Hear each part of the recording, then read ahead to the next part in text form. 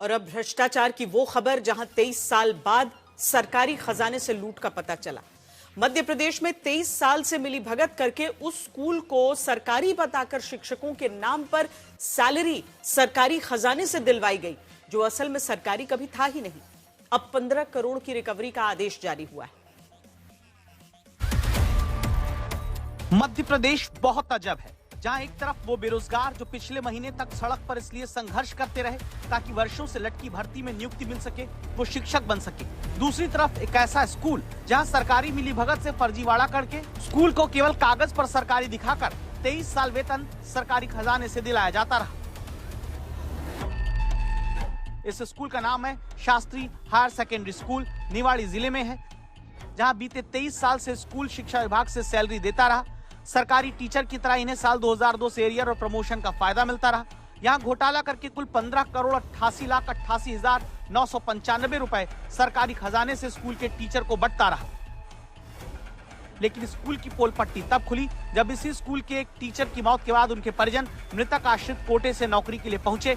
पता चला जिनके नाम पर आश्रित कोटे से सरकारी नौकरी मांगी जा रही है वो खुद सरकारी शिक्षक नहीं थे, न स्कूल सरकारी है।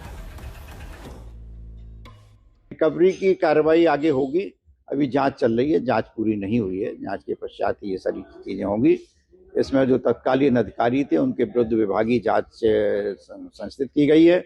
वहां पर ये चर्चा हुई कि भाई इतना बड़ा मामला था, ये शासन के खजाने से इतनी बड़ी राशि निकल गई, तो संबंधितों के खिलाफ अभी तक क्या कार्रवाई की गई है। तो अभी तक कोई किसी तरह की कार्रवाई नहीं की गई थी। तो मौखिक चर्चा मैंने सुनी कि हमारे विभाग को निर्देशित किया गया कि 1 माह के अंदर सभी से निर्धारित राशि जो शासन के खजाने से निकली है उसकी वसूली की जाए।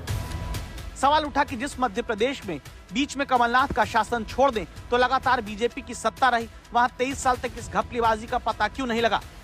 ये मामला हमारे स्कूली शिक्षा के अधिकारी ने ही पकड़ा है, क्योंकि माननीय मुख्यमंत्री जी का पूरा आदेश है कि इस तरह के कोई भी यदि प्रकरण है तो उस पर सख्त कार्रवाई होगी।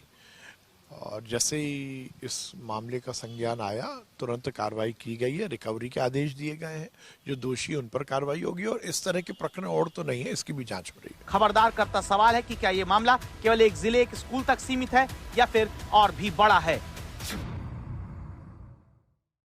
इस मामले में 15 करोड़ रुपए की रिकवरी का आदेश तो जारी हो गया, लेकिन ये सच्चाई भी उजागर हो गई कि विभाग में लंबे समय से अधिकारी और कर्मचारी इस घोटाले को अंजाम दे रहे थे और इसी की वजह से बिना किसी रोक-टोक के सालों तक प्राइवेट टीचर्स को सरकारी खजाने से तनख्वाह बंटती रही। मयंक दुबे और हिमांशु पुरोहित के साथ रवीश पाल सिंह, भोपाल, आज तक।